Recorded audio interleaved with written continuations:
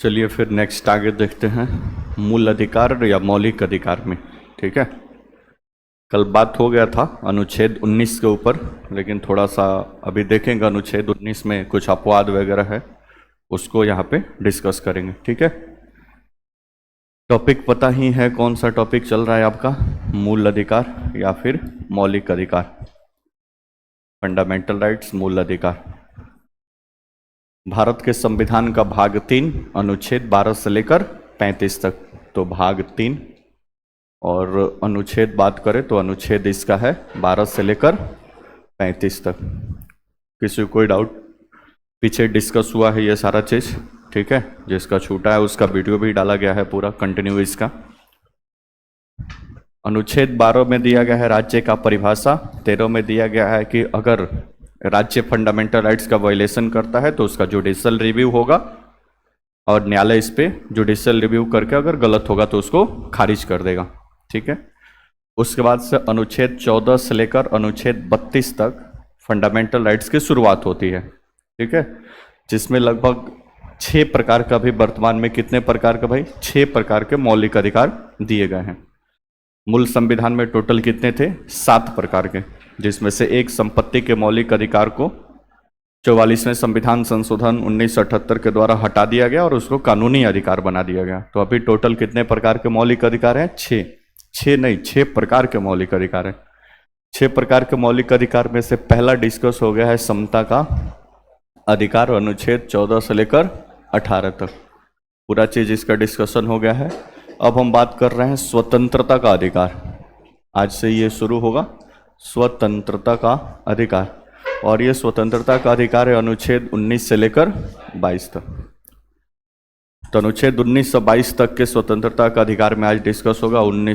अनुच्छेद 19, अनुच्छेद 20, अनुच्छेद 21, अनुच्छेद 21A और अनुच्छेद 22, ये 4-5 आर्टिकल आज के डिस्कशन का मुद्दा है। फिर आगे शोषण के विरुद्ध अधिकार, धार्मिक स्वतंत्रता का अधिकार, बात बाकी आगे प्रक्रिया जारी रहेगी।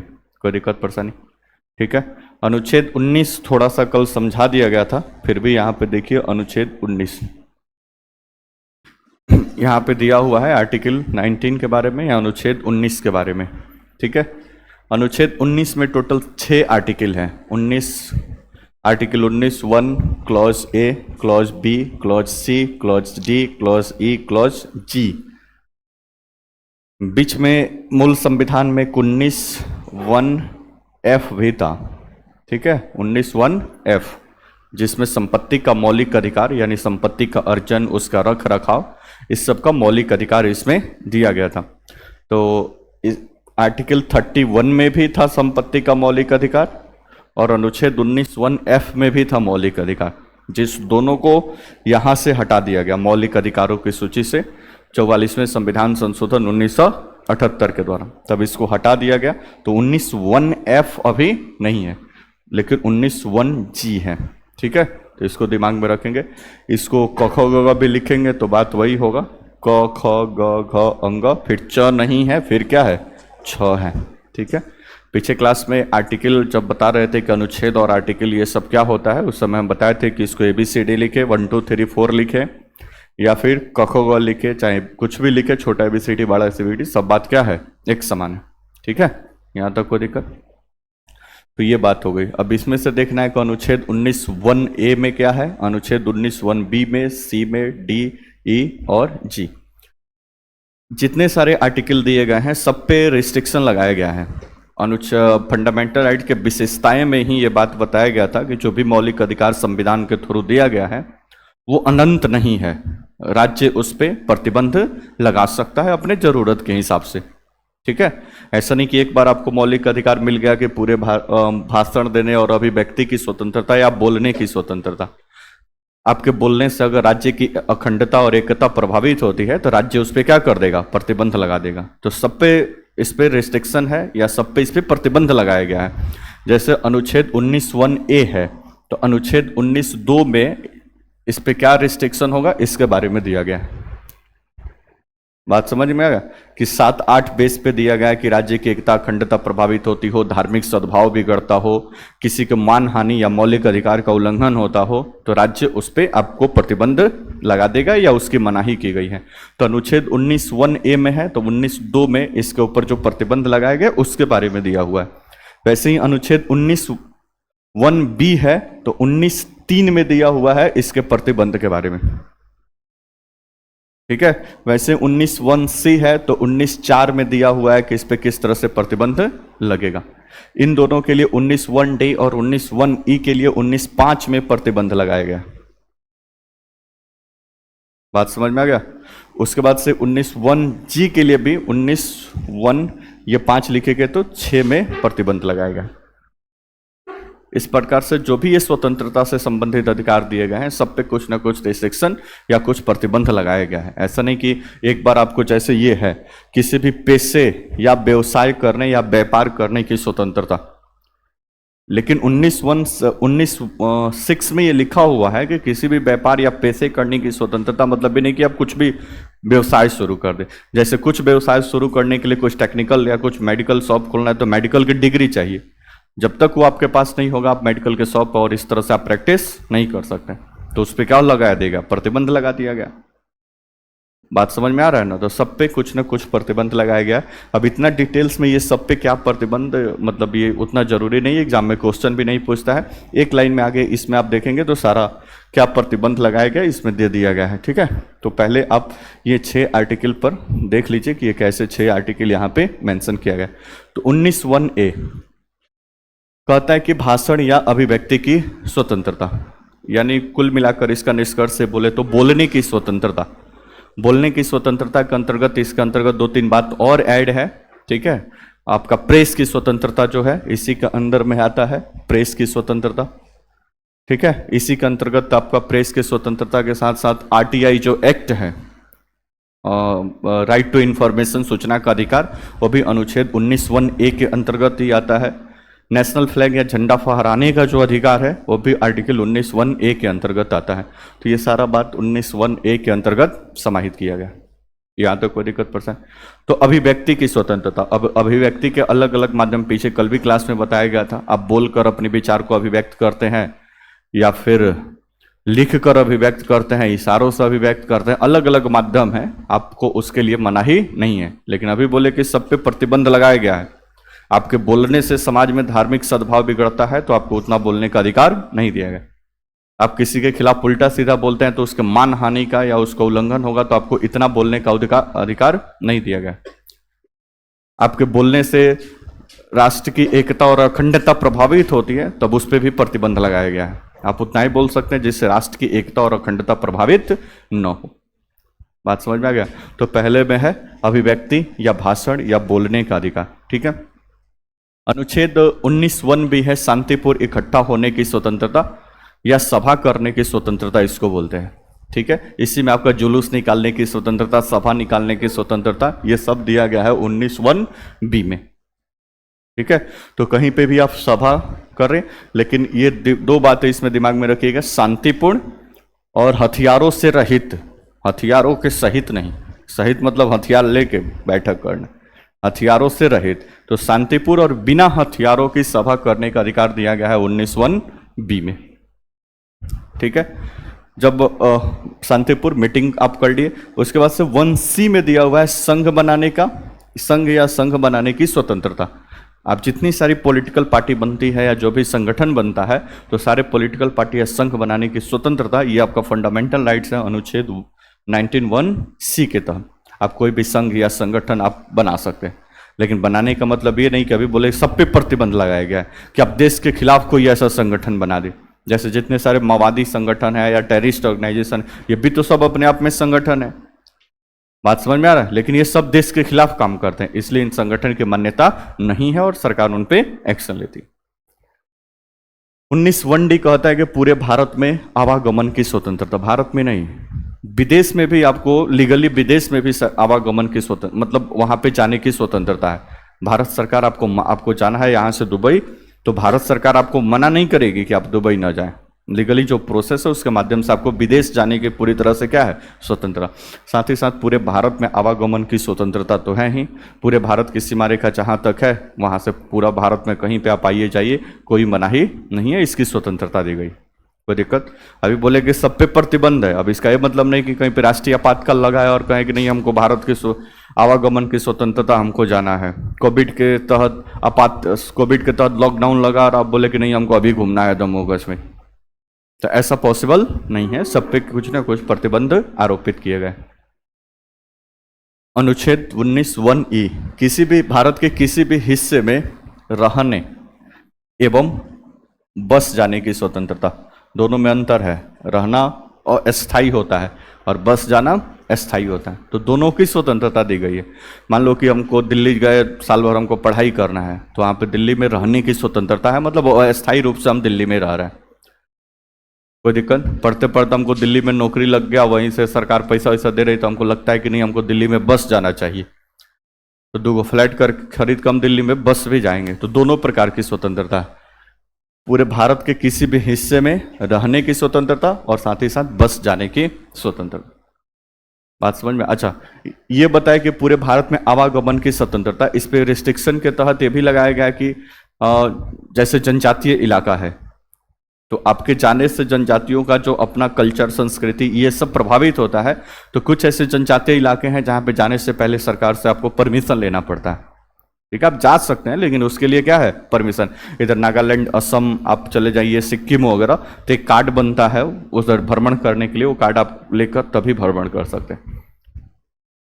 कोई दिक्कत परेशानी? तो कुछ ऐसे अपवाद या फिर उसका प्रतिबंध है।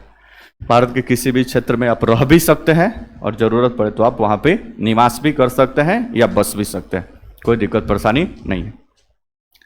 नेक्स्ट 19(1)(g), 19(1)(f) है, बोलो ना जी, एफ है संपत्ति का मौलिक अधिकार, जिसको हटा दिया गया है, तो अब है 19(1)(g), भारत के किसी भी पेशे, व्यवसाय या व्यापार करने की स्वतंत्रता।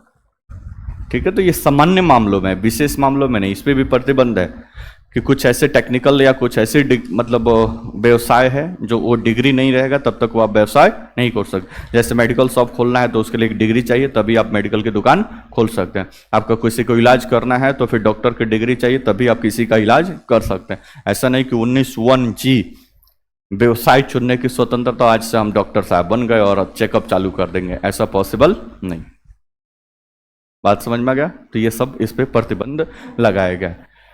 नेक्स्ट इसका अगला ये देखिए, अब अनुच्छेद 19 पर प्रतिबंध। अनुच्छेद 19 पर क्या प्रतिबंध लगाया गया है? तो 19(1)(2) से लेकर 19(6) तक अभी बताए हैं पीछे। 19(1)(a) के लिए 2, फिर 3, 4, 5, 6 ऐसे करके, तो कुछ प्रतिबंधों के साथ इस स्वतंत्रता के अधिकार को सीमित किया गया है। सीमित मतलब समझते हो? कंट्रोल किया गया है, उसको होल्ड किया गया, सीमित किया गया है। ये प्रतिबंध मुख्य रूप से राज्य की सुरक्षा, सार्वजनिक व्यवस्था, लॉ एंड ऑर्डर इसको बोलते हैं, सार्वजनिक व्यवस्था, नैतिकता, न्यायालय की अवमानना। अब बोलने का मतलब ये नहीं कि सुप्रीम कोर्ट के मुख्य न्यायाधीश के खिलाफ उल्टा सीधा बोलने लगे, सुप्रीम कोर्ट कोई जजमेंट दिया उसके खिलाफ उल्टा सीधा बोलने लगे, तो ये क्या होता है? न्यायालय की अवमानना होता है। ठीक है, तो मानहानि, हिंसा या अन्य व्यक्तियों के अधिकारों की रक्षा के लिए ऐसी मतलब प्रोटेक्शन इसको दिया गया। तो जितने भी मौलिक अधिकार 19 के अंतर्गत दिया गया है, सब पे कुछ ना कुछ प्रतिबंध लगा कर रखा गया है, ताकि राष्ट्र की एकता, अखंडता, भारत की धार्मिक सद्भावना, ये सब पूरी तरह से किसी का पर्सनल लाइफ या उनकी मानहानि का उल्लंघन न हो, इस सबको बचाकर रखा जा सके। यहाँ तक कोई दिक्कत परेशानी? ठीक है, तो हमेशा ये विवाद सुनते रहते, जैसे अभी इतना सारा एक्टिविटी हुआ भारत में, तो सरकार के खिलाफ जो बोल रहा है उनके ऊपर कार्रवाई हुआ, तो लोग कह रहे हैं कि नहीं हमारी अभिव्यक्ति की आज़ादी है और सरकार हमारे बोलने पर क्या कर रही है? रोक लगा रही है। जो भी सरकार के खिलाफ बोल रहा है उसको पनिशमेंट दे रही है। लेकिन सरकार साथ में साथ ये भी बोल रही है कि संविधान का आर्टिकल 19(1)(a) तो पढ़े हैं अभिव्यक्ति की आज़ादी, लेकिन 19(2) इसके साथ आप नहीं पढ़े हैं कि इस पर रेस्ट्रिक्शन लगाया गया है कि राष्ट्र की एकता, अखंडता, धार्मिक सद्भाव, पब्लिक लॉ एंड ऑर्डर, नैतिकता, इस सब को ध्यान में रखते हुए आपके मौलिक अधिकारों को सीमित किया गया। हमें समझा दिया, हमें समझ दिए। ठीक है, इसको हेडिंग डाल के लिखिए, इसमें कुछ कुछ बातें लिखना है। नीचे डालिए अनुच्छेद 19। पहले हेडिंग डाल देना स्वतंत्रता का अधिकार।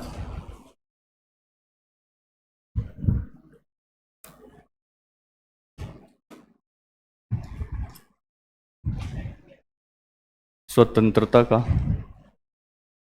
अधिकार आर्टिकल 19 से 22।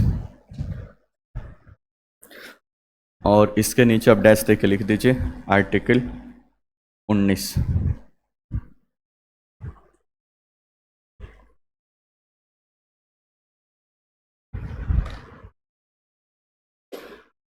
अठारह तक तो लिख लियो ना, कल भेजा गया था उसको। नेक्स्ट लिखिए अनुच्छेद 19 डैश देख लिखिए, इसके तहत 6 प्रकार की स्वतंत्रता प्रदान की गई है।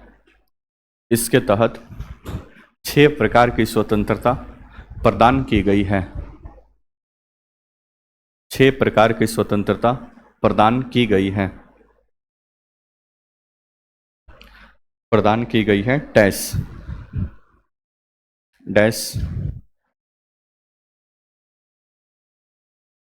लिखिए पहला अनुच्छेद 19(1)(a). पहला लिखिए अनुच्छेद 19(1)(a), ये लिखो।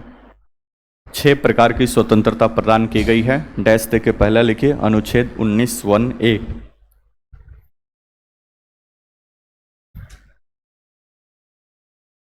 डैश देख लिखिए, अभी लिखा रहे हैं इसको थोड़ा आसान भाषा में लिखिए। अभिव्यक्ति की स्वतंत्रता, अभिव्यक्ति की स्वतंत्रता,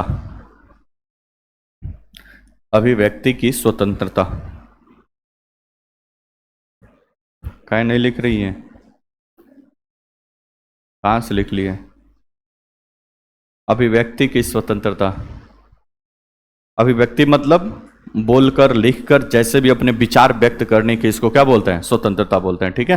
कॉमा प्रेस की स्वतंत्रता, कॉमा देकर लिखिए प्रेस की स्वतंत्रता, प्रेस या मीडिया की स्वतंत्रता। बोर्ड पर देखिए, यानी जितने सारे प्रिंट मीडिया चाहे डिजिटल मीडिया जो भी काम करते हैं, वो जो न्यूज प्रकाशित करते हैं तो उनको भी बोलने की स्वतंत्रता, मतलब वो भी लिख बोल के अपना विचार व्यक्त कर सकते हैं, ठीक है। लेकिन वही बताया कि देश की एकता और अखंडता, धार्मिक सद्भाव, लॉ एंड ऑर्डर, ये सारी चीजों को ध्यान में रखते हुए।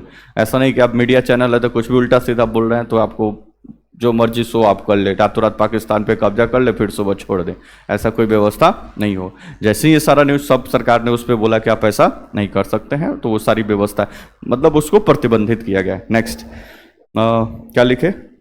प्रेस की स्वतंत्रता, कमा राष्ट्रीय ध्वज फहराने की स्वतंत्रता, इसी में है राष्ट्रीय ध्वज फहराने की स्वतंत्रता।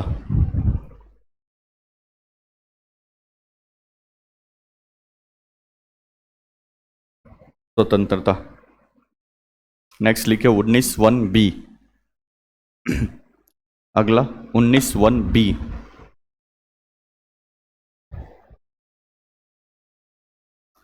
19(1)(b) डैश देख लिखिए, शांतिपूर्वक बिना हथियारों के शांतिपूर्वक बिना हथियारों के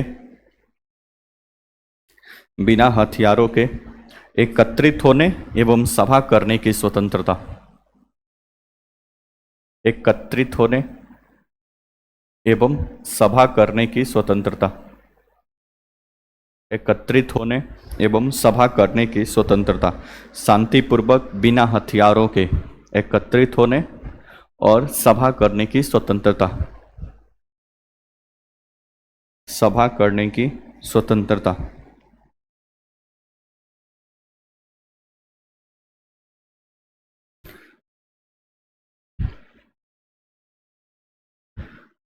सभा करने की स्वतंत्रता, पूर्ण विराम। बोर्ड पर देखिए, तो आर्टिकल 19(1)(b), आपको सभा करना है, मीटिंग करना है, कुछ भी करना है, 2 बातें इसमें दिमाग में रखना है कि पहले तो ये शांतिपूर्वक होना चाहिए और जो भी मीटिंग होगा वो बिना हथियारों के होगा।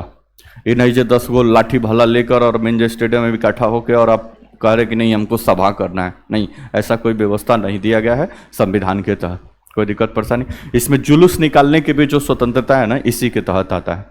कोई दिक्कत परेशानी? अच्छा, दूसरा बात, 19(1)(a) के तहत अभिव्यक्ति और इस सब की स्वतंत्रता दी गई है, लेकिन ध्यान रखना आपको भारत के संविधान के तहत हड़ताल करने की स्वतंत्रता नहीं है। और स्पेशली जो सरकारी कर्मचारी और ये लोग हैं, इन लोगों को हड़ताल करने की कोई स्वतंत्रता हमारे संविधान में नहीं दी गई है। ठीक है, तो इस बात को थोड़ा सा दिमाग में रखना। क्वेश्चन एक बार, निम्न में से कौन स्वतंत्रता के तहत नहीं आता है, तो हड़ताल की स्वतंत्रता वो नोट में आगे करके लिखेंगे, संविधान के तहत नहीं दिया गया। ठीक है, तीसरा लिखिए 19(1)(c). 19(1)(c) लिखा है बोर्ड पर, लिखिए संघ बनाने की स्वतंत्रता।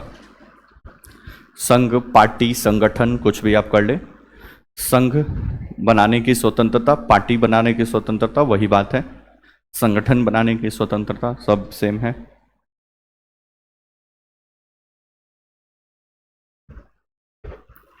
Next 19(1)(d).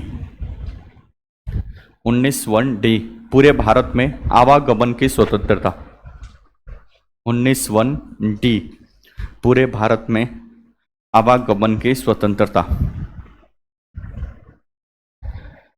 आवागमन की स्वतंत्रता।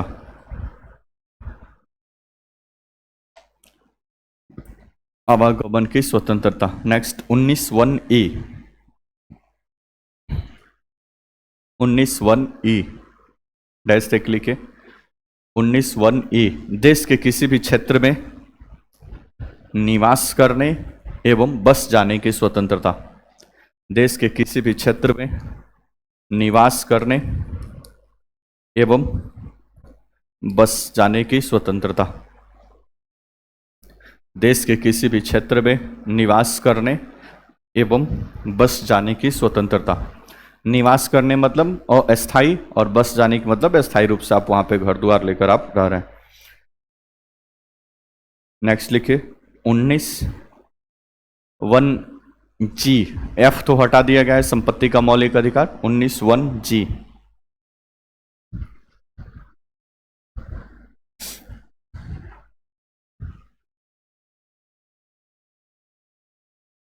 डैश तक लिखिए। अपनी जीविका चलाने के लिए, अपनी जीविका चलाने के लिए, अपनी जीविका चलाने के लिए कोई भी पेशा, कोई भी पेशा, व्यवसाय या व्यापार करने की स्वतंत्रता। अपनी जीविका चलाने के लिए कोई भी व्यवसाय, पेशा, व्यापार करने की स्वतंत्रता। स्वतंत्रता।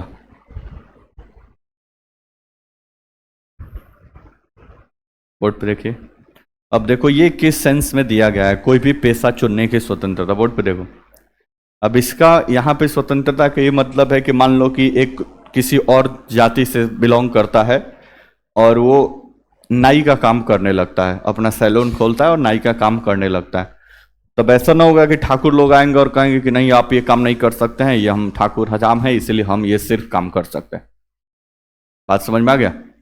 ठीक है, तो इसके लिए ये सब स्वतंत्रता की बात की गई है। ठीक है, बाकी इसका जो प्रतिबंध है वो तो प्रतिबंध है ही कि कुछ ऐसे पेशा है जिसको चलाने के लिए जो डिग्री और ये सब की आवश्यकता है तो आपको लेना पड़ेगा। अब व्यापार करने की स्वतंत्रता है, लेकिन अब ऐसा नहीं कि वो कृषि का दुकान खोल के आप बैठ जाएं और कृषि का सामान, दवा पानी, उसका पेस्टिसाइड बीजो सब बेचने लगे, नहीं। इसके लिए सरकार बोलती है कि आपके पास ये सर्टिफिकेट एक होना चाहिए तभी आप ये दुकान खोल सकते हैं। ठीक है, तो उसके लिए सर्टिफिकेट की क्या होगी, आवश्यकता होगी। लेकिन आपको किराना स्टोर खोलना है तो कोई नहीं मना करेगा, धूमधाम से आप किराना स्टोर खोलिए। बात समझ में आ रहा है?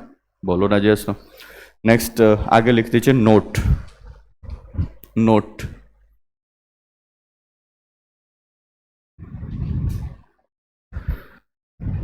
नोट लिखिए। अनुच्छेद 19(2) से 19(6) तक, अनुच्छेद 19(2) से 19(6) तक, 19(2) से 19(6) तक,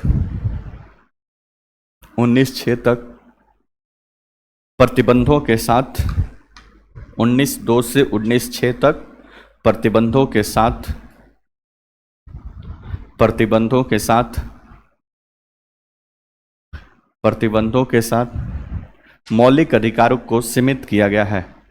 प्रतिबंधों के साथ मौलिक अधिकार को सीमित किया गया है। मौलिक अधिकार को सीमित किया गया है। मौलिक अधिकार को सीमित किया गया है।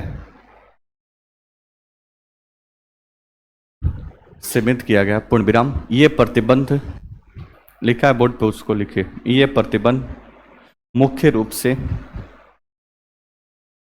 ये प्रतिबंध मुख्य रूप से राज्य की सुरक्षा, राज्य बोले तो यहां पे भारत की बात हो रही है, राज्य की सुरक्षा, सार्वजनिक व्यवस्था, लॉ एंड ऑर्डर इसको बोलते हैं, सार्वजनिक व्यवस्था, नैतिकता, नैतिकता लिखा है बोर्ड पे, छूट गया वहां से, नैतिकता, सार्वजनिक व्यवस्था कमा नैतिकता कमा न्यायालय की अवमानना, न्यायालय की अवमानना, मानहानि,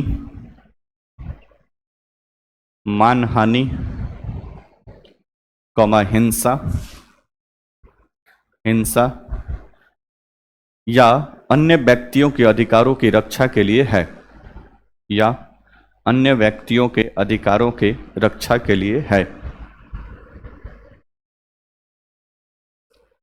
अन्य व्यक्तियों के अधिकारों की रक्षा के लिए है।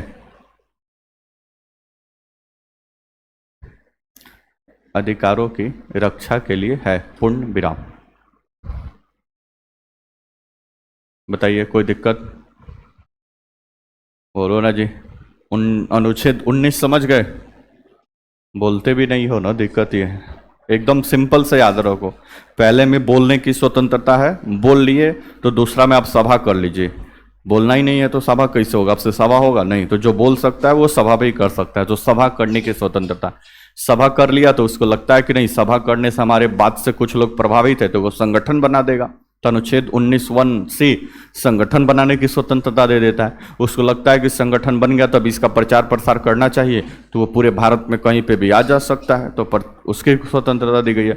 अब मान लो कि वो संगठन बना दिया, बिहार में पूरा आवागमन भी कर लिया, उसको लगता है कि दूगो इसका ऑफिस महाराष्ट्र में होना चाहिए, एगो ऑफिस जम्मू कश्मीर में होना चाहिए, एगो अरुणाचल में होना चाहिए, तो कोई दिक्कत नहीं है, उसको वहीं पर बस जाने और निवास करने की स्वतंत्रता है। यहाँ से अपना फंड इरेज कर रहा है, वहां से भी फंड इरेज करना है, तो वहीं पे कोई व्यवसाय अपना चालू करके अपना फंड इरेज कर सकता है, तो उसको अपना मन मर्जी से व्यवसाय करने की स्वतंत्रता हो गया। 6 मौलिक अधिकार स्वतंत्रता के तहत ये दिया हुआ है। यहाँ तक कोई दिक्कत? अब इस पे प्रतिबंध है 1902 से लेकर 1906 तक। इसके लिए प्रतिबंध है 1902 में, इसके लिए प्रतिबंध है 1903 में, आगे 1904 में, ऐसे करके 1906 तक प्रतिबंध भी लगाया गया है कि राष्ट्र की एकता, अखंडता, लॉ एंड ऑर्डर, धार्मिक सद्भाव, इस सब को ध्यान में रखते हुए आपके मौलिक अधिकारों को सीमित किया गया है। बस सिंपल है, कोई दिक्कत? नेक्स्ट अनुच्छेद 20, हेडिंग डालिए अनुच्छेद 20। अनुच्छेद 20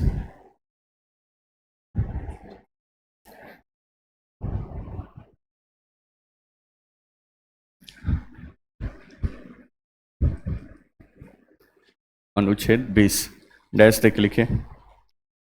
अपराध के लिए दोष सिद्धि के संबंध में संरक्षण। अपराध के लिए, अपराध के लिए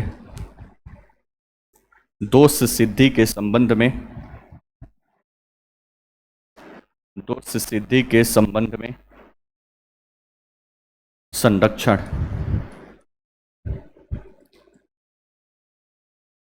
दोष सिद्धि के संबंध में संरक्षण। अपराध के लिए दोष सिद्धि के संबंध में संरक्षण, पूर्ण विराम। उसमें ही लिखिए, इसके तहत 3 प्रकार की स्वतंत्रता दी गई है। इसके तहत 3 प्रकार की स्वतंत्रता दी गई है। 3 प्रकार की स्वतंत्रता दी गई है। 3 प्रकार की स्वतंत्रता दी गई है। बोर्ड पर देखिए, अनुच्छेद लिखिए, नीचे हेडिंग डाल दीजिए। पहला अनुच्छेद 20A, अनुच्छेद 20A, clause A, 20 clause A. Board पे देखो, ये जितना ये 20A, 20B, 19(1)B, 19(1)C, इसको क्लॉज बोलते हैं, सब क्लॉज बोलते हैं, आर्टिकल बोलते हैं, क्या बोलते हैं, ये सारा एक जाओगे यूट्यूब चैनल पे, वहाँ पे प्लेलिस्ट में आप जाओगे, पॉलिटी के सेक्शन में, पॉलिटी के सेक्शन में जाओगे जिसमें आर्टिकल, अनुच्छेद, अनुच्छेद क्या होता है, अनुसूची क्या होता है, भाग क्या होता है, क्लॉज क्या होता है, सब क्लॉज क्या होता है, ये सारी बातें आसानी से उसमें समझाई गई है, जो क्लास का ही लेक्चर है। ठीक है, तो जिसको ये समझ में नहीं आ रहा होगा, थोड़ा बहुत कंफ्यूजन हो रहा होगा, उस वीडियो को एक बार थोड़ा सा देख लीजिएगा, ये सारी चीजें क्लियर हो जाएंगी, कोई दिक्कत। तो हम लिखेंगे आर्टिकल 20 क्लॉज ए डैश देख लिखिए,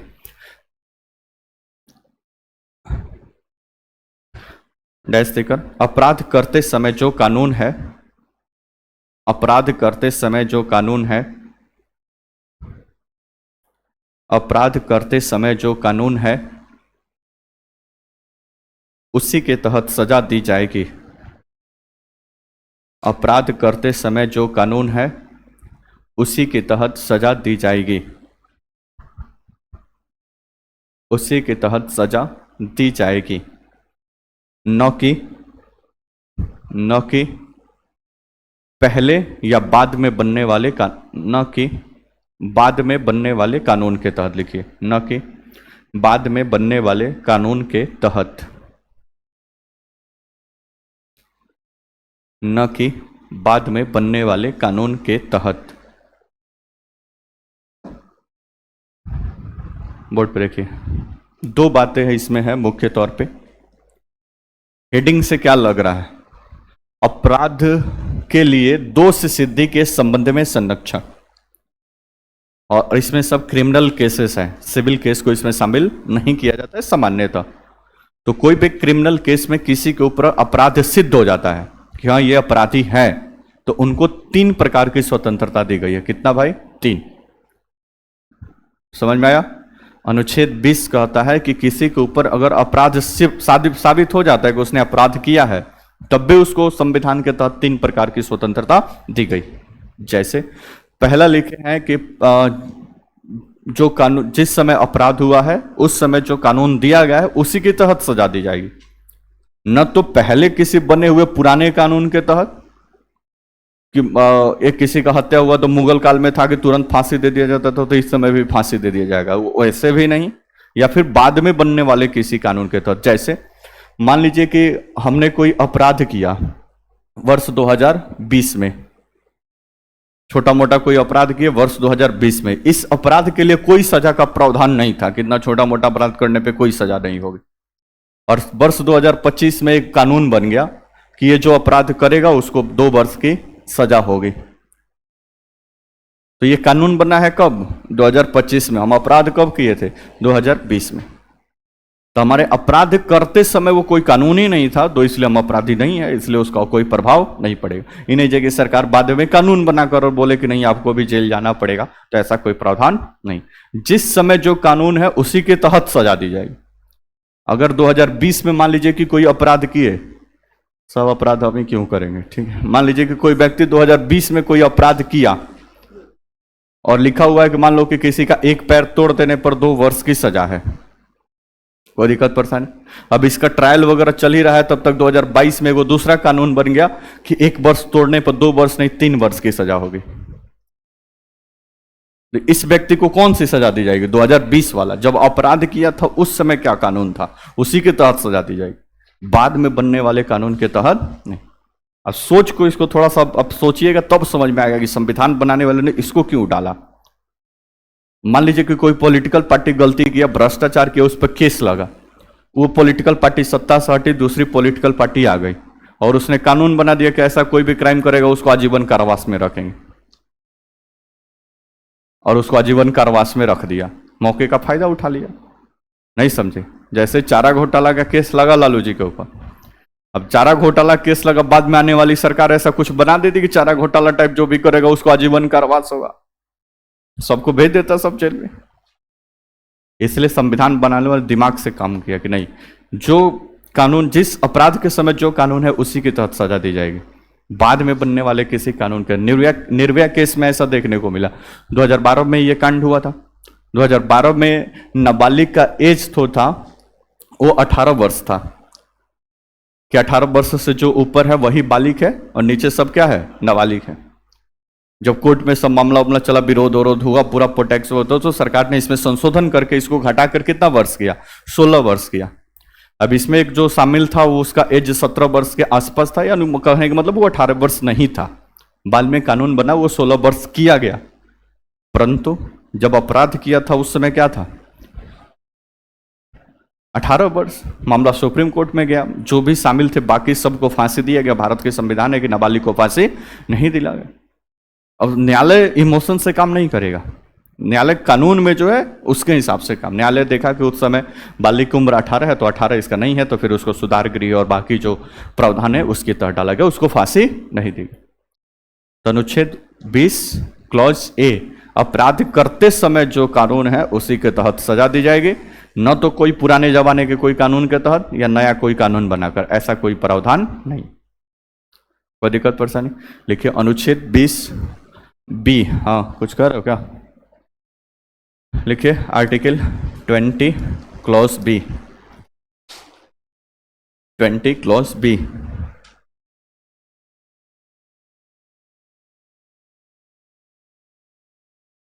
नेक्स्ट एक लिखिए, किसी भी व्यक्ति को एक अपराध के लिए एक बार सजा दी जाएगी। किसी व्यक्ति को एक अपराध के लिए, एक अपराध के लिए एक बार सजा दी जाएगी। एक अपराध के लिए एक बार सजा दी जाएगी, सजा दी जाएगी।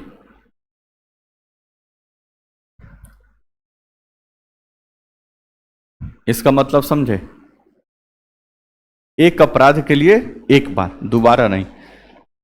मान लीजिए कि एक कोई व्यक्ति है जो बी व्यक्ति का 2 भैंस चुरा लिया है, बोलो ना जी सुनो। इस पे सुनवाई हुई, मामला न्यायालय में गया, इसका चोरी का केस लगा, फला डिम का होगा, मान लो कि इसको 1 महीने का जेल का सजा सुनाएगा। कोई दिक्कत परेशानी? अब ऐसा नहीं होगा कि 1 महीना जेल काट के आ गया तब तक इधर फिर ये जो उसमें बोला कि नहीं 2 महीना पहले हमारा एगो भैंस चोराए थे और फिर से इनको कार्रवाई करिए, तो ऐसा कोई व्यवस्था नहीं। कोई भी आप क्राइम करते हैं तो एक क्राइम के लिए कितनी बार सजा, एक बार ही सजा, उस पर दोबारा कोई सजा नहीं होगी। अब कहने का मतलब ये भी नहीं कि मान लो कि अब दोबारा किसी और का भैंस चुराए तो फिर सजा होगी ना, वो दूसरा क्राइम में काउंट होगा। ऐसा नहीं कि एक बार भैंस चुराए थे सर, एक बार हो गया है सजा, दोबारा नहीं होगा। बात समझ में आ रहा ना? तो किसी भी एक अपराध के लिए एक बार सजा है, किसी एक ही अपराध के लिए 2 बार सजा नहीं। केस की सुनवाई, मान लो कि एक केस बना, न्यायालय ने इस केस को खारिज कर दिया, किसी कारणवश वो केस बंद हो गया, तो केस बंद हो गया तो केस दोबारा सुना जा सकता है, लेकिन सजा दोबारा नहीं दी जा सकती। सजा किसी एक अपराध के लिए एक ही बार दी जाएगी, दोबारा उस पर कोई प्रावधान नहीं है। अच्छा, कोई सजा एक दे दिया गया 1 वर्ष के लिए, वो अभी सजा काट ही रहा है तब तक, ऐसा नहीं कि दोबारा सुनवाई करके उसको बढ़ा दिया गया, ऐसा भी कोई प्रावधान नहीं है। एक बार वो 1 साल का सजा तो 1 साल काट को बाहर निकलेगा, उस पर अब दूसरी कोई सुनवाई नहीं। यहां तक कोई दिक्कत परेशानी? अच्छा, इसमें थोड़ा सा एक बात और समझ लीजिए, 19(1)A में बोले कि बाद में बनने वाले कानून के तहत, तो बाद में बनने वाले कानून के तहत सजा अगर बढ़ जाता है वो लागू नहीं होगा, लेकिन कम हो जाता है वो लागू हो जाएगा। जैसे बोले कि एक पैर तोड़ने पर 2020 में सजा था 3 वर्ष, वो घट के हो गया 2023 में 1 वर्ष। अब ऐसा नहीं कि उस समय कानून था 3 वर्ष की सजा होगा तो अभी 3 वर्ष का नहीं, उसको सजा कितना होगा, 1। अगर सजा का प्रावधान कम होता है वो अप्लाई हो जाएगा, लेकिन बढ़ता है वो अप्लाई नहीं होगा। कोई दिक्कत परेशानी? अनुच्छेद 20B, एक अपराध के लिए 1 बार सजा, दूसरा अपराध करेंगे दूसरी बार सजा, तीसरा अपराध करेंगे तीसरी बार, लेकिन एक ही अपराध के लिए 4-5 बार सजा नहीं मिलेगा। देखिए 20C, अनुच्छेद 20C डैश से लिखिए, किसी व्यक्ति को स्वयं के विरुद्ध, खुद के विरुद्ध, किसी व्यक्ति को 20C, किसी व्यक्ति को स्वयं के विरुद्ध गवाही देने के लिए, गवाही समझते हो, गवाही देने के लिए बाध्य नहीं किया जाएगा। स्वयं के विरुद्ध गवाही देने के लिए बाध्य नहीं किया जाएगा।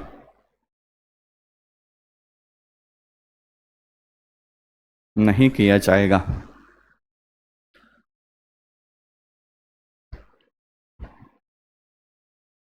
लिख दिए। मतलब हमारे ऊपर कोई क्राइम हुआ है या हमने कोई क्राइम किया है तो न्यायालय या प्रशासन हमारे खुद के विरुद्ध गवाही देने के लिए हमको बाध्य नहीं करेगा। इसके लिए हमको पूरी तरह से स्वतंत्रता मिली है। अब डंडे के चोट पे वो दिलवा देता है, वो अलग बात है। बोलो ना जी, दिलवाले मूवी देखे हैं? अजय देवगन क्राइम नहीं किया रहता है तभी मार पीट के उसको क्राइम स्वीकार किया जाता है कि हम इसकी हत्या किए हैं। कहाँ रहते जो मूवी भी नहीं देखे हो?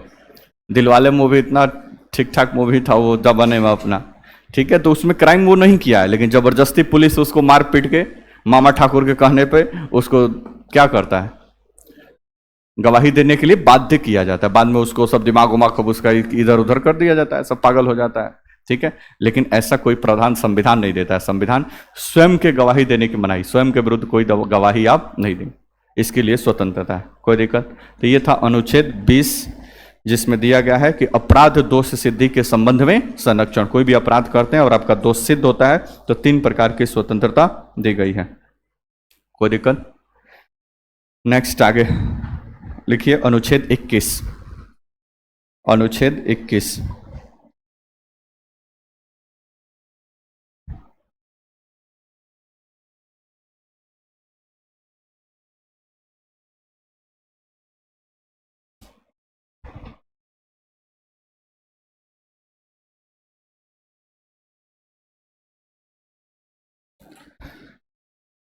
अनुच्छेद 21 डैश एक लिखिए, प्राण एवं दैहिक स्वतंत्रता। अनुच्छेद 21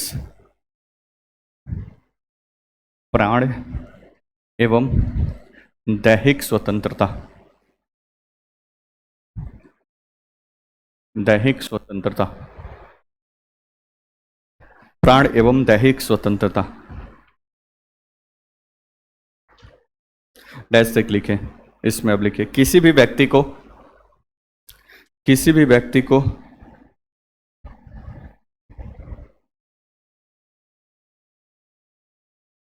किसी भी व्यक्ति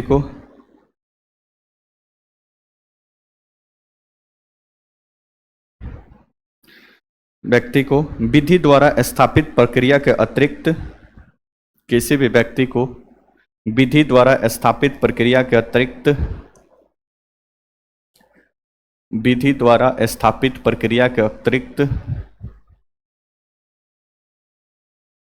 स्थापित प्रक्रिया के अतिरिक्त उसके जीवन एवं व्यक्तिगत स्वतंत्रता के अधिकार से अतिरिक्त उसके जीवन एवं व्यक्तिगत स्वतंत्रता के अधिकार से जीवन एवं व्यक्तिगत स्वतंत्रता के अधिकार से वंचित नहीं किया जाएगा।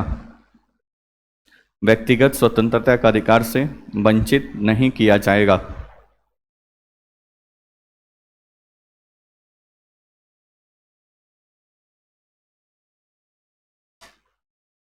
पैराग्राफ चेंज करके लिखे उच्चतम न्यायालय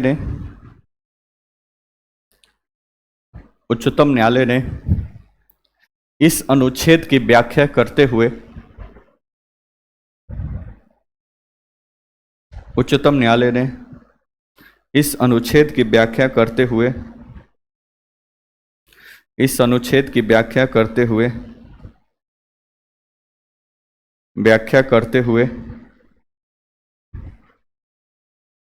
बताया है कि इस अनुच्छेद की व्याख्या करते हुए बताया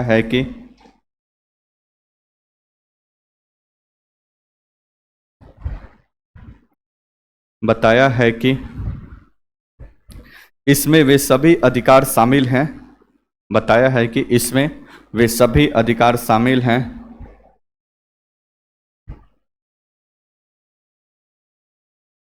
सभी अधिकार शामिल हैं जो गरिमापूर्ण जीवन जीने के लिए आवश्यक है। जो गरिमापूर्ण जीवन जीने के लिए आवश्यक है। गरिमापूर्ण जीवन जीने के लिए आवश्यक हैं। जैसे गरिमापूर्ण जीवन जीने के लिए आवश्यक हैं।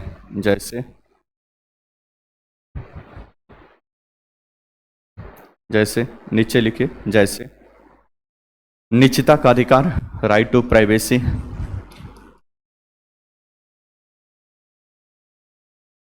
निजता का अधिकार, कमा पासपोर्ट रखने का अधिकार, कमा पासपोर्ट रखने का अधिकार,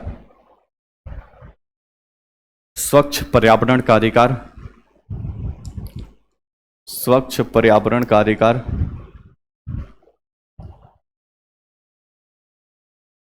स्वच्छ पर्यावरण का अधिकार,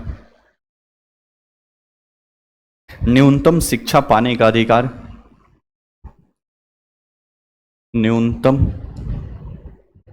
शिक्षा पाने का अधिकार, निःशुल्क कानूनी सहायता पाने का अधिकार, न्यूनतम शिक्षा पाने का अधिकार, कमा निःशुल्क कानूनी सहायता पाने का अधिकार, निःशुल्क कानूनी सहायता पाने का अधिकार,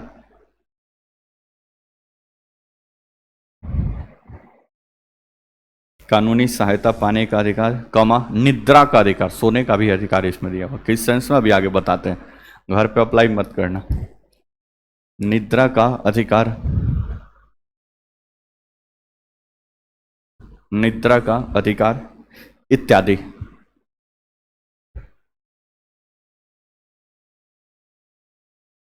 बोर्ड पे देखिए, तो काफी ब्रॉड आर्टिकल है। कोई भी अधिकार जो फंडामेंटल राइट के किसी और आर्टिकल में नहीं मिलता है वो सब आके चिपक जाता है अनुच्छेद 21 में। बात समझ में आ गया? तो इसमें निजता का अधिकार से लेकर प्राण एवं दैहिक स्वतंत्रता का सामान्य सा मतलब है कि जीवन जीने की स्वतंत्रता, जीवन जीने की स्वतंत्रता। अब जीवन जीने की स्वतंत्रता में भी सुप्रीम कोर्ट ने इसको काफी व्याख्या किया। इसका बोला कि जीवन जीने की स्वतंत्रता का मतलब ये नहीं कि किसी व्यक्ति का धड़कन चल रहा है तो और बोल रहा है कि राज्य बोल रही है कि जीवन जी ही रहा है तो इसको पूरी तरह से स्वतंत्रता मिली हुई है। तो केवल सांस चलना और धड़कन चलना वो जीवित है, इसको सिर्फ हम नहीं मान लेंगे कि वो जीवन जीने की स्वतंत्रता उसकी फुलफिल हो रही। उसको स्वच्छ पर्यावरण मिले, शुद्ध हवा मिले, इसकी भी स्वतंत्रता राज्य क्या करे, सुनिश्चित करे। वो निःशुल्क शिक्षा, निःशुल्क और एक न्यूनतम शिक्षा प्राप्त कर सके, सरकार इसकी भी व्यवस्था करे। बात समझ में आया? तो इसमें जीवन जीने के लिए, एक गरिमापूर्ण जीवन जीने के लिए जो भी चीजें होती हैं वो सब सुप्रीम कोर्ट ने बार बार अपनी व्याख्याओं में राज्यों को आदेश दिया है कि इन सारी चीजों को फुलफिल करना चाहिए। ये निद्रा का अधिकार कहां से निकल कर आया? तो ये रेलवे में टीटी जो होते हैं, तो ये सब रेलवे में टीटी जो होते हैं वो रात को कोई व्यक्ति सोया हुआ है, उसी समय 2 बजे रात का पहुंच गया कि टिकट दिखाओ, खामोखा उसको जगा के परेशान किया भाई टिकट दिखाने के चक्कर में। तो मामला एक इस पे केस हो गया, ये मामला फिर न्यायालय में गया, फिर न्यायालय ने इसको बताया नहीं, एक टाइम फिक्स किया गया, रात को 10 बजे से लेकर 6 बजे तक टीटी आपको ऑफिशियली मतलब वो टिकट नहीं चेक कर सकता। अगर कोई व्यक्ति अपने बर्थ अपने सीट पे है तो उसका टिकट नहीं जैसे मतलब कि उस समय उसको निद्रा का अधिकार या सोने का अधिकार दिया। घर पे इसको अप्लाई मत कर देना कि सोने का अधिकार शाम को 7 बजे सो गए और सुबह 7 बजे उठ रहे हैं, तो घर का मामला अलग चलता है। वो सभी जब मौलिक अधिकार काम नहीं करता है। जैसे घर में अभी बोले कि एक अपराध के लिए एक बार सजा, लेकिन घर में थोड़ी अप्लाई होता है। छोटका बउआ कुछ गलती किया, पहले मम्मी 2 हाथ लगा ली, फिर पापा आएंगे वो 2 हाथ लगाएंगे, अपराध तो एक ही है, सजा 2 बार यहीं मिल गया। फिर शाम को बड़े भैया आएंगे 2 हाथ तो भी लगा देंगे, 3 बार सजा हो गया। अगले दिन कोई पड़ोस रिश्तेदार फुआ हुआ फूफा वगैरह आएगा लो तो वो 2-4 बात तो भी सुना देगा लो। तो मारना ही केवल सजा थोड़े है, उसको जलील करना, उसको इधर उधर करना, डिस्टर्ब करना भी एक प्रकार का क्या है, सजा है। और बेचारा बच्चा मौलिक अधिकार एक अपराध के लिए एक बार सजा तो उसको कई बार सजा मिल जाता है। बोलो ना जी असनो, तो घर पे व्यवस्थाएं लागू नहीं होती है। तो वैसे ये निद्रा का अधिकार घर पे मत लगाना कि मौलिक अधिकार का, सुबह जगाने गई मम्मी और बोले मौलिक अधिकार का उल्लंघन हो रहा है तो 2 हाथ वहीं पर लगेगा फिर और मौलिक अधिकार बहाल हो जाएगा। लिखो आगे नेक्स्ट। तो ये समझ गए 19, ठीक है। प्राण एवं दैहिक स्वतंत्रता, जीने एक मिनट सुनो, जीवन जीने की पूरी स्वतंत्रता और गरिमापूर्ण जीवन जीने की पूरी स्वतंत्रता इसमें दी गई है। परंतु भारत के संविधान जीवन जीने की स्वतंत्रता देता है, जीवन खोने की स्वतंत्रता, मरने की स्वतंत्रता नहीं देता है। इस बात को दिमाग में रखिएगा कि आप कहें कि नहीं हमारा जीवन जीने की स्वतंत्रता है तो हम मन करे तो जिए, मन करे तो मरे। कानून कहता नहीं, जी सकते मर नहीं सकते। जो लोग सुसाइड करते हैं प्रॉपर केस बनता है, सुसाइड के कारण इस सारी चीजों की जांच पड़ताल, उनके ऊपर कार्रवाई होता है, जेल होता है। ठीक है, तो इसकी व्यवस्था नहीं दी है कि जीने की स्वतंत्रता है तो हम अपना जीवन खत्म कर लेंगे, ये संविधान हमारा अलाउ नहीं करता।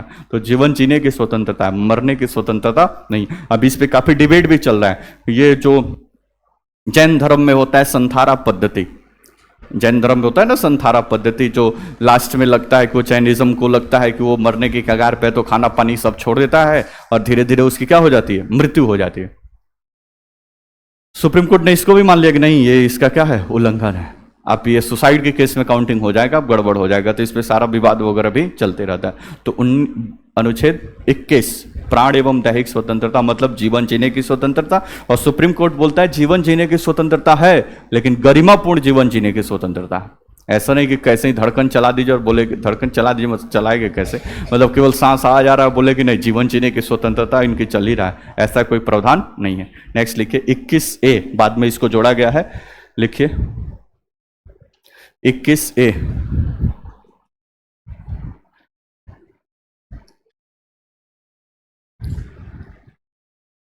ब्रैकेट मत लगाना, ये आर्टिकल है, क्लॉज नहीं है। अनुच्छेद 21A डैश देख लिखे, इसे 86वें संविधान संशोधन अधिनियम, इसे 86वें संविधान संशोधन अधिनियम, संविधान संशोधन अधिनियम, अधिनियम 2002, 86वें संविधान संशोधन अधिनियम 2002 के द्वारा जोड़ा गया। 86वें संविधान संशोधन अधिनियम 2002 के द्वारा जोड़ा गया कि जोड़ा गया पूर्ण विराम। इसके तहत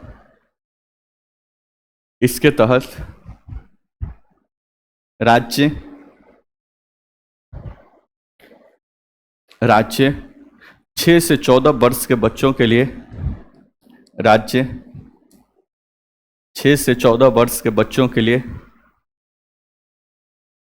6 से 14 वर्ष के बच्चों के लिए निःशुल्क और अनिवार्य शिक्षा, 6 से 14 वर्ष के बच्चों के लिए निःशुल्क एवं अनिवार्य शिक्षा प्रदान करेगा। निःशुल्क एवं अनिवार्य शिक्षा प्रदान करेगा, अनिवार्य शिक्षा प्रदान करेगा।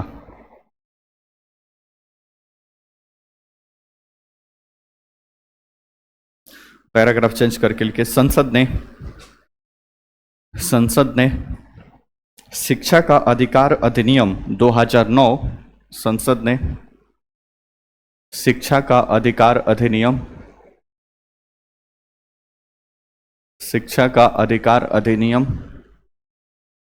2009 पारित करके, शिक्षा का अधिकार अधिनियम 2009 पारित करके इसे पूर्णतः लागू किया है। शिक्षा का अधिकार अधिनियम 2009 पारित करके इसे पूर्णतः लागू किया है।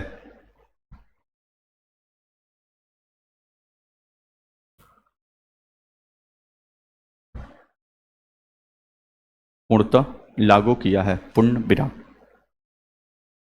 बोर्ड पर देखो, तो ये पहले से भारत के संविधान में नहीं था, इसको ऐड किया गया है कब, 2002 में। ठीक है, तो शिक्षा का अधिकार अनुच्छेद 21A, इसको बोलते हैं शिक्षा का अधिकार। अभी क्या है, फंडामेंटल राइट्स, मूल अधिकार है। कब से, 2002 से। ठीक है, कितने वर्ष के बच्चों के लिए, 6 से 14 वर्ष, न तो इससे ऊपर न तो इसके नीचे। ये मिलता है, सरकार आपको मुफ्त में देती है, लेकिन वो मौलिक अधिकार नहीं है।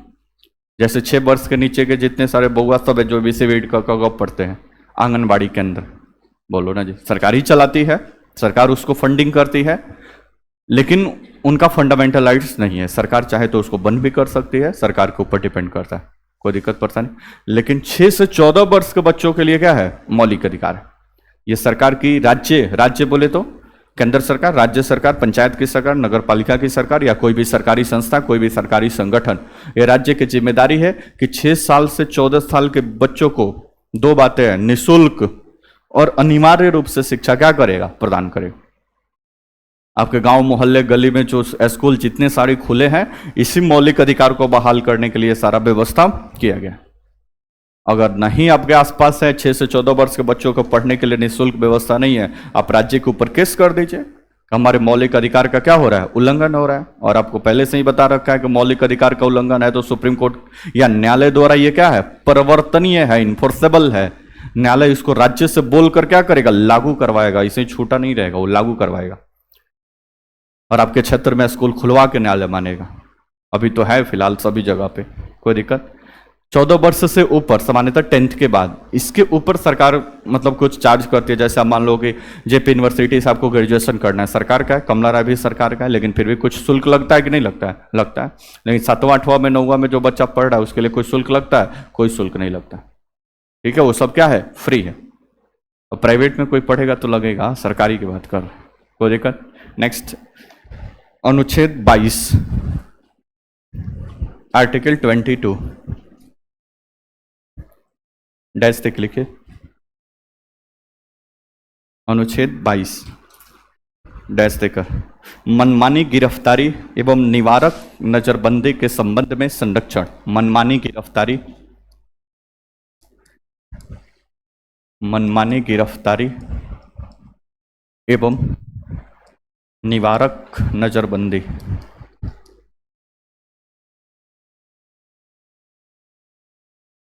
के संबंध में संरक्षण।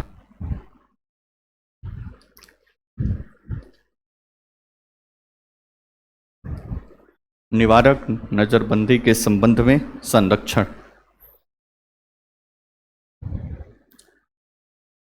पैराग्राफ चेंज करके लिखे। इसके तहत अगर किसी व्यक्ति को, पैराग्राफ चेंज करके लिखे, इसके तहत अगर किसी व्यक्ति को मनमाने ढंग से गिरफ्तार किया जाता है, किसी व्यक्ति को मनमाने ढंग से गिरफ्तार किया जाता है तो उसे 3 प्रकार की स्वतंत्रता दी गई है। तो उसे 3 प्रकार की स्वतंत्रता दी गई है।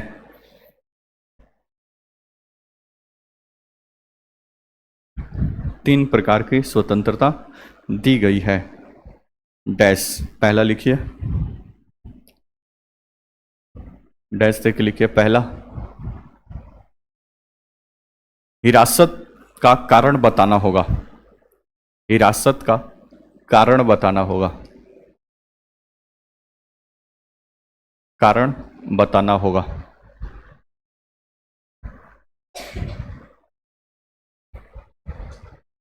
हिरासत का कारण बताना होगा। दूसरा लिखिए, फिर समझाते हैं कि साथ। दूसरा, 24 घंटे के अंतर्गत अदालत में पेश करना होगा। 24 घंटे के अंतर्गत अदालत में पेश करना होगा। 24 घंटे के अंतर्गत अदालत में पेश करना होगा। 3 भी लिख लीजिए। तीसरा, उसे अपने मनपसंद वकील से सलाह लेने की स्वतंत्रता।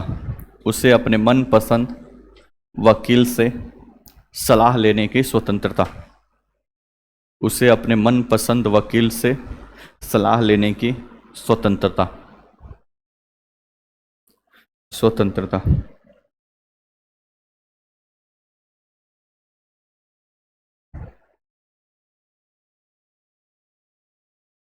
बोर्ड पर देखिए, अनुच्छेद 20 था दोष सिद्धि के संबंध में संरक्षण। कोई अपराध किया है, उसका दोष सिद्ध हो गया, तब 3 प्रकार का संरक्षण या स्वतंत्रता उसको दी गई है। अनुच्छेद 22 क्या कहता है कि किसी भी व्यक्ति को गिरफ्तार किया जाता है, अभी दोष सिद्ध नहीं हुआ है, तब उसको 3 प्रकार का संरक्षण या 3 प्रकार की स्वतंत्रता दी गई है। पहला, कि जब भी वो किसी व्यक्ति को कोई गिरफ्तार करेगा, सबसे पहले उसके लिए रीजन बताना पड़ेगा, कारण बताना पड़ेगा कि आप किस जुर्म में गिरफ्तार कर रहे हैं। ऐसा नहीं कि हेलो बात नहीं करो, ऐसा नहीं कि तू कांस्टेबल उठा और आप देखो चला गया गिरफ्तार करने और उठा के लाके जेल में रख दिया। नहीं, ऐसा पॉसिबल नहीं। जैसे ही जाए गिरफ्तार करे, पहले पूछिए कि किस जुर्म में हमको गिरफ्तार किया जा रहा है। बिना जुर्म का गिरफ्तार जब तक वो नहीं बताएगा, तब तक ऑफिशियली वो आपको अरेस्ट करने के लिए अधिकार उसके पास नहीं है। तो पहला है, किसी भी व्यक्ति को गिरफ्तार किया जाता है तो उसको कारण बताना पड़ेगा कि किस जुर्म में उसको गिरफ्तार किया जा रहा है। कोई दिक्कत परेशानी? दूसरा, 24 घंटे के अंतर्गत, मान लीजिए कि किसी को गिरफ्तार कर लिया गया तो 24 घंटे के अंतर्गत उसको अदालत में पेश करना होता है। पुलिस का काम क्या है? प्रोसीजर को पूरा करवाना। उसको सजा क्या होगी वो कौन डिसाइड करेगा? न्यायालय डिसाइड करेगा। कोई भी क्राइम हो तो पुलिस सजा देने के लिए नहीं है, पुलिस का काम है प्रक्रिया को क्या करना? फाइनलाइज करना, फाइनल करना। सजा देने के काम किसका है? अदालत का है, न्यायालय का है। हमें समझा रहा है? हमें समझ। तो जब भी पुलिस आपको अरेस्ट करती है या किसी व्यक्ति को अरेस्ट करती है तो संविधान कहता है कि 24 घंटे के अंतर्गत उसे कोर्ट में या अदालत में क्या करे? पेश करे। अब इसमें छुट्टी का समय, आने जाने का समय, यह सब माइनस होता है। मान लीजिए कि दिल्ली से किसी को गिरफ्तार किया गया तो लाने में 20 घंटा लग जाएगा, तो फिर उसको 24 घंटे में पेश किया जा सकता है? नहीं। ठीक है, मान लीजिए शनिवार को 5 बजे गिरफ्तार कर दिया गया, अगले दिन इतवार को कोर्ट बंद है, तो फिर सोमवार को पेश होगा ना। तो छुट्टी का समय और आने, जिस दिन गिरफ्तार किया उसके दिन के बाद के 5 दिन कोर्ट ही बंद है, गर्मी का छुट्टी पे कोर्ट चला गया है, तो 5 दिन जेल में बैठा के रखेगा, अपना सेवा सत्कार करेगा अपने हिसाब से। बोलो ना जी। तो इसके संबंध में स्वतंत्रता दी गई है। किसका? कोई भी गिरफ्तार करता है तो 24 घंटे के अंतर्गत अदालत में क्या करना है? पेश करना है। अब जिसको बदला चुकाना होता है वो छुट्टी के दिन का इंतजार करता है। शनिवार को गिरफ्तार करेगा कि कम से कम इतवार को पूरा खातेदारी करेंगे हम, 2-4 लाठी जब मर्जी करेगा बजड़ा लेंगे।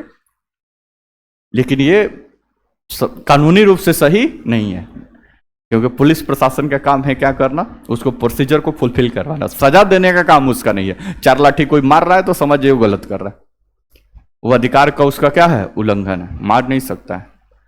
अब सेल्फ डिफेंस में कर सकता है, अब उसको भी पुलिस को मारने लगे तो 2-4 हाथ का फायर कर देगा, उसमें क्या? सेल्फ डिफेंस तो कर सकता है। अभी हमारे बिहार के डीजीपी का अनाउंस, एक दरोगा इधर मरे को मार दिया था सब, तो उन्होंने अनाउंस कर दिया कि सेल्फ प्रोटेक्शन में आप गोली भी चला सकते हैं, मतलब आप अपना जान थोड़ी ना गंवाएंगे, तो अलग बात है। लेकिन 24 घंटा के अंतर्गत अदालत में पेश करना है, फिर अदालत डिसाइड करेगा कि आगे क्या होगा क्या नहीं होगा, सजा होगा कि गिरफ्तार रहेगा कि कहाँ रहेगा, वो अदालत डिसाइड करे। कोई दिक्कत? तीसरा बात है कि जो भी मुजरिम है उसको अपने मन पसंद के वकील रखने की स्वतंत्रता है। वो चाहे तो 200 रुपए वाला गोपालगंज का वकील रख लेगा, और उसको मन करेगा तो 2 लाख रुपए कपिल सिब्बल टाइप का वकील भी रख सकता है। उसको पूरी तरह से स्वतंत्रता है।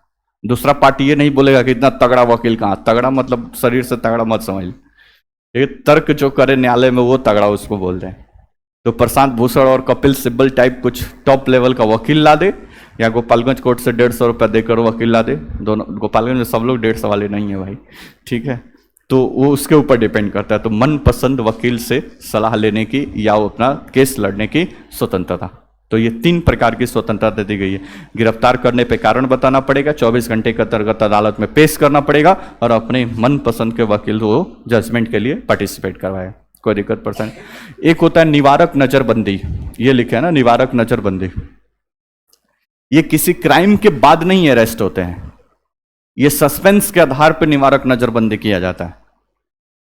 ठीक है, अगर गोपालगंज पुलिस को लगता है या गोपालगंज प्रशासन को लगता है कि कोई एक ऐसा व्यक्ति है जो आगे चलकर कुछ धार्मिक उन्माद या कुछ ऐसा गड़बड़ कर सकता है, लॉ एंड ऑर्डर को दिक्कत परेशानी में डाल सकता है, तो उसको निवारक नजरबंदी के तहत पुलिस क्या करेगी? गिरफ्तार करेगी। तो सस्पेंस के आधार पर किसी मुजरिम को गिरफ्तार करना यह कहलाता है क्या? निवारक नजरबंदी। लेकिन इसके लिए प्रक्रिया है कि निवारक नजरबंदी के तहत पुलिस उसको अधिकतम 3 मंथ तक अपने कस्टडी में रख सकती है। ठीक है, उससे अधिक रखना है तो फिर उसके लिए एक सलाहकार बोर्ड बना हुआ है, फिर वो डिसाइड करेगा कि इनको कितना दिन रखना है और कैसे क्या करना है।